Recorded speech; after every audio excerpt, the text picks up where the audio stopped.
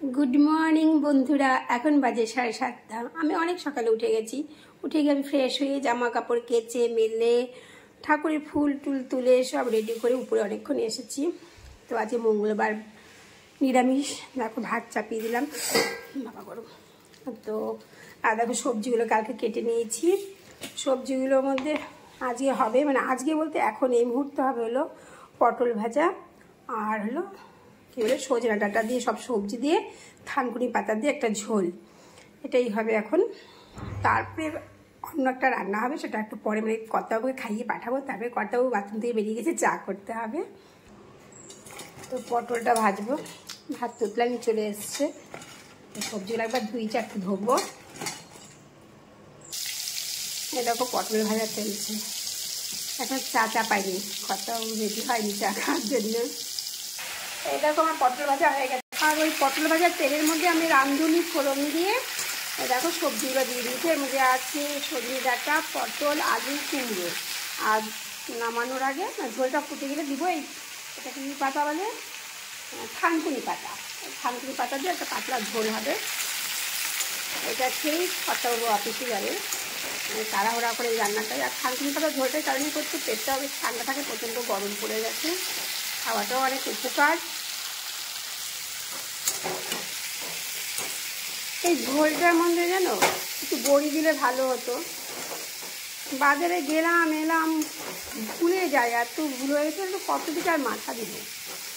জানোই তো জলপাইগুড়িতে কেমন ঝড় বৃষ্টি হয়েছে, মানে ঝড় বৃষ্টি বলে ভুল হবে, ঝড় সাংঘাতিক ঘূর্ণিঝড় হয়েছে। মানে 4 মিনিটের মধ্যে দুনিয়া তোলপাড় হয়ে গেছে। আমার মায়ের বাড়ি ঘর একদম ভেঙে চুরে উড়ে তোলপাড় হয়ে গেছে।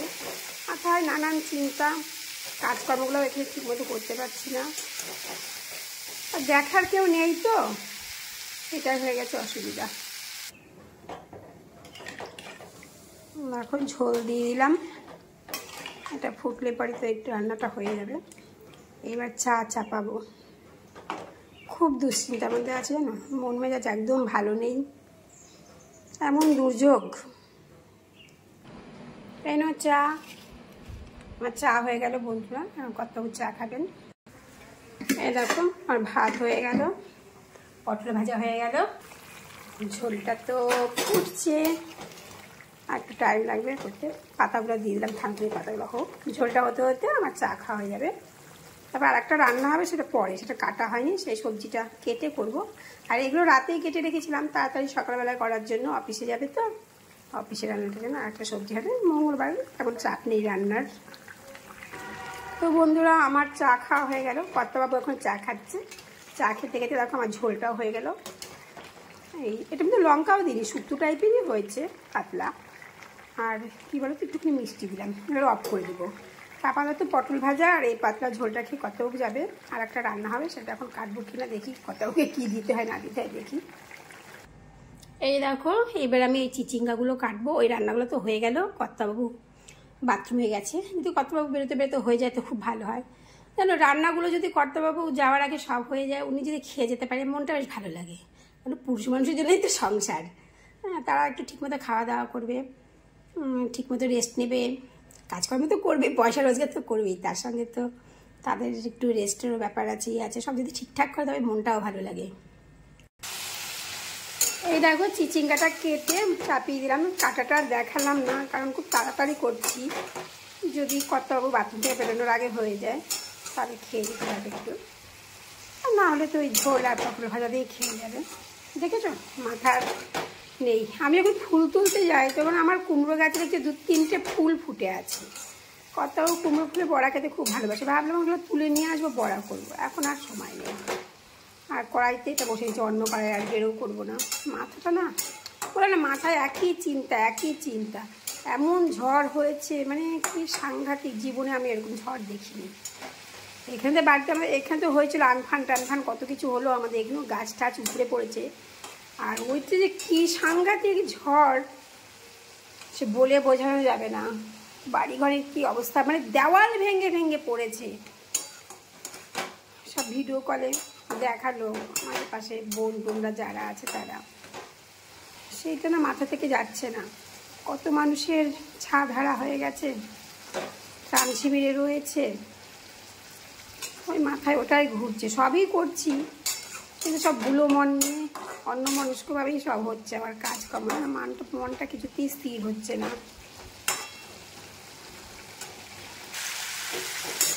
চিংড়াটা একটু হবে, কিন্তু এই অবস্থাতেই কর্তাবাবুকে ওর থালা একটু তুলে দেবো, জানো,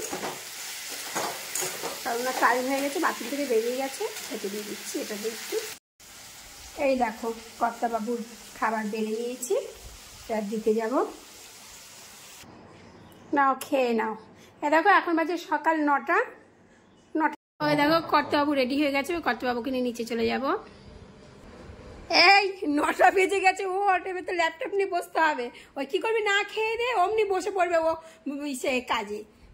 উঠে একটু আমার হাতের কাজ করে নিচে যা, কিছু কাজকর্ম কর, ফ্রেশ হয়, একটু টিফিন করে তারপরে একবারে বস।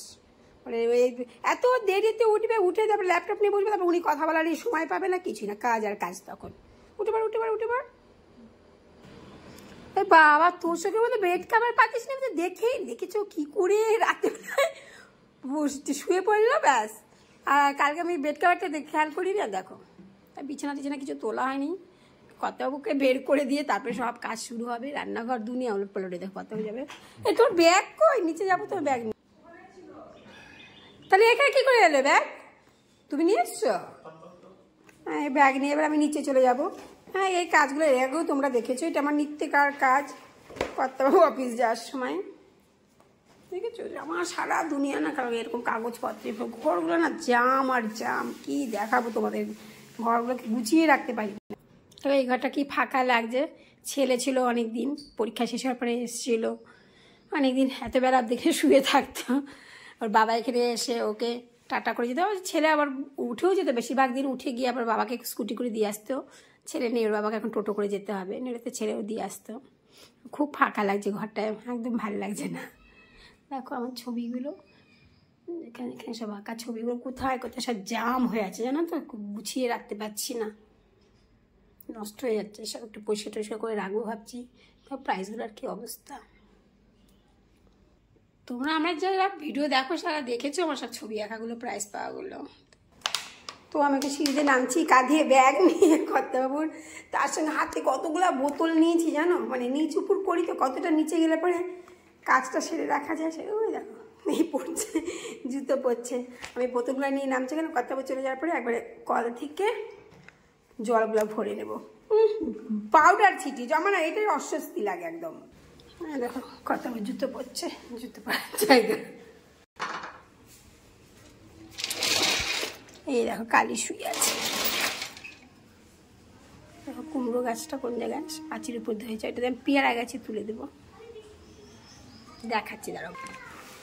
ওই দেখো খোড়া মানুষ আবার জুতো পালিশ করছে, ওই দেখো ওই দেখেছে, জুতো পালিশ করা চাই। কর্তাবাবু জুতো পালিশ করার পর তার হাতে জল দিয়ে, দেখো জলগুলো কোথায় ফেলেছে, জল দিয়ে দিলাম, হাত ধুলো। এবার জোয়ান নেবে, জোয়ান খেয়ে তাকে যাবে। এই ভিডিও করতে আমি ক্যামেরা দিকে তাকিয়ে আছি না, কি রোদ, বাপরে বাপ। টাটা। কত জঙ্গল হয়ে গেছে জানো, জঙ্গলগুলো কাটছি না কেন, জঙ্গল কাটানো তো আমার সব গাছগুলোই কাটতে হবে। টমেটো চুরি হয়ে গেছে কতগুলো, কে নিল, গেটের ভেতর, গেটে তালা দেওয়া থাকে। ওই দেখো রাস্তায় বাচ্চাগুলো রাস্তা পার হতে পারছে না, ওই উপরে দেখো কুকুরটা আছে, ওই কুকুরটাকে দেখে এত ভয় পাচ্ছে, রাস্তা পার হতে পারছে না। ওদের হাত ধরে একটু পার করে, আয় বাবু আয় আয়, আমি করে দিচ্ছি আয়। এই দেখো বাচ্চাটা কাঁদছে কুকুর দেখে। এই দেখো কুকুর দেখে কে ভয় পাচ্ছে, আমি হাত ধরে রাস্তাটা পার করে দিই। তো তোমার ছেলে, এই দেখো গাছে টমেটো হয়েছে, আর কিছু টমেটো যেন চুরি হয়ে গেছে গাছটা, সব টমেটো হয়েছে, টমেটোই হয়েছে, আর কিছু তো চুরি হয়ে গেল একটা গাছের টমেটোই। আর একটা দারুণ জিনিস দেখাচ্ছে, দাঁড়াও। আমার উচ্ছে গাছের উচ্ছে লাল হয়ে গেছে, ইচ্ছা করে একটা ছিঁড়িনি, ছোট্ট একটা উচ্ছে দিয়ে কী হবে, গাছেই থাক, লাল হয়ে বীজ হবে, এর থেকে কী হবে। উচ্ছে গাছে উচ্ছে হয়েছে, উচ্ছে পাতা দুদিন তুলে বড়া খাওয়া হয়েছিল। ড্রাগন গাছটা কিছুটা বড় হয়েছে, দেখেছো। আমার ফুল তোলার পরে দেখো বাগানে মোটামুটি ফুল আছে, বাগানে আরও আছে। তো আমি এখন কলতলায় চলে এলাম, সব বোতল ভরবো, জল ভরবো, তারপর উপরে যাব। তো আমি জল টল ভরে নিয়ে চলে এলাম উপরে। এখনো বিছানা তোলা হয়নি। মেয়ে নিচে গিয়ে দাঁত ব্রাশ করেছে, বলছে একবার কাপড় কেচে আসছে। তো মেয়ের হাতে একটু সময় আছে, মানে ল্যাপটপ নিয়ে বসবে একটু পরে, বলছে মা হাতে একটু সময় আছে, আমার যে কাপড় জামাগুলো আছে আমি সেগুলো একটু কেচে নিই। এই দেখো আমি উপর থেকে কী বলে সার্ফ ফেলছি, সার্ফের পাতা। এই নিয়ে কেটে নিস কিন্তু। ওই দেখো কলতলায় ওই সার্ফের পাতা দেখো ছুঁড়ে দিয়ে দিলাম। কলতলায় কাপড় জামা কাচবে, ব্যাস হাওয়া হয়ে গেল। কোথায় গেল কে জানি। দেখো কাপড় আসলে চল একটু জল খাবার খেয়ে একবারে বস। হ্যাঁ, ও যেন অনেক কাপড় জামা কেচে আসলো, এই কারণেই কেচে আসলো। বেড়াতে মানে এত রোদ উঠে যায় কলতলায়, তখন আর ওখানে বসে কাচা যায় না। তবু কিছু কিছু কাজ তো রোদের সময় করতে হয়, তা যতটা এগিয়ে রাখা যায় ততটুকুই ভালো। কাপড় জামা কাচা হয়ে গেলে এবার একটু আমরা জল খাবার খাবো, তারপরে ওর মতন কাজে বসবে। আমার তো সারাদিনের কাজে রয়েছেই। এবার এত বড় মেয়ে কি খাবে জল খাবারে, বলছে দেখো এইটু একটা পাতার চকস আছে, এই চকসটা খাবে। দুধটা একটু গরম করি, দুধটা গরম করে চকসটা দিব। এই দেখো আমি লাইট জ্বালাই নিয়ে দেখেছি, জানলাতে যতটুকু আলো আছে ততটুকুই খুব ভালো দেখা যাবে। এই কটা চকস, এটা দেখে জল খাবার। কি ফল টল আছে একটু দেখে দেই। তো মেয়েকে দিয়ে খেয়ে নে, জল খাবার দিয়ে দিলাম, একটুখানি চকস দিলাম দুধ দিয়ে, দুটো কলা, একটা কমলা লেবু, গলাটা আটকে যাচ্ছে, কালো আঙুর, আর হচ্ছে কি বলাটাকে সবুজ আঙুর, বেদানা। এটাই দেখো, এটাই খাওয়াতে আমার মাথা খারাপ হয়ে যায়। তাড়াতাড়ি খাওয়া, পরে কাজে বসে গেলে আর খেতে পারবি না। দেখো সেই দুপুরে দুপুরে না সকালে ভিডিও করেছে, তারপরে ভুলে গেছিলাম ভিডিও চলছে। তো এখন বাজিলো 2:15, এখন আমরা খেতে বসছি, আমি আর আমার মেয়ে। আর কি কি রান্না করছি জানোই তো, কি বলে ভাত, তারপরে পটল ভাজা, চিচিঙ্গা ছেচকি না ভাজা, কি বলে সজনের তরকারি, ঝোলটা বলেছিলাম, আর শশা। এটা দেখাবো আমি, মেয়ে খেতে মেয়ে ওই দিয়ে সরে গেল, ক্যামেরায় দেখা যাবে বলে। আমরা তো খেয়ে নিচ্ছি, খেয়ে নিই। তা আমাদের খাওয়া দাওয়া মিটে গেল। এইবার আমি যাবো সুয়াপুর চেনো? চলো ইনশাল্লাহ আমার সঙ্গে সুয়াপুর দেখে নিই। আর উঠছে সুয়াপুর। এইবার সুয়াপুরে ধাপ্পাস হয়ে যাব। তো শুয়ে পড়লাম, কতক্ষণ শুয়ে থাকতে পারবো জানি না। এবার একটু মোবাইল ঘাটাঘাটি করবো, যদি একটু ঘুম আসে ঘুমাবো, আর তা না হলে দেখো চোখে এখন কাজল টাজল লাগানো। কালকে কর্তাবাবুকে আনতে গেছিলাম, তখন চোখে কাজল দিয়েছিলাম, আর লিপস্টিক দিই না আজকাল। লিপস্টিক কি যেন বাম দিয়েছিলাম বুঝি, ঠোঁটে লিপ বাম। কাজলগুলো কত ডুলে তুললাম, ক্রিম মিল দিয়ে, তাও একটু আছে, মনে হচ্ছে ঘরের মধ্যে সেজে আছে মনে হচ্ছে না, সারিনি কিন্তু কালকে কাজল। তো যদি ঘুম আসে একটু ঘুমাবো, তাহলে মোবাইল ঘাটতে বেজে যাবে 6টা। আমি জামা কাপড়টা সব তুলে দিয়ে এসেছি জানো তো, কারণ নিচে রাখি, মানে কলপাড়েই আমার ওই দড়ি টাঙানো থাকে, তো ওখানে জামা কাপড় মেলে দিই। একবারে যখন উপরে আসি তখন ওগুলো তুলে রেখে দিয়ে তারপরে উপরে আসলে খাওয়া দাওয়া হলো। এবার বিছানায় শুয়ে ঘুমাবো না মোবাইল ঘাটবো, দয়া করে ঘুম দেবতা ঘুম দিবে নাকি, দেবতা দেয় না কি যেন, ঘুম পাড়িনি মাসি পিসি। হ্যাঁ, ঘুম পাড়িনি মাসি পিসি যদি আসে তো ভালো, একটু ঘুম পাড়িয়ে দেবে। আর তা না মোবাইল ঘাটতে গেতে 6টা বেজে যাবে, উঠে তারপরে ফ্রেশ হয়ে আবার সন্ধ্যা দিব।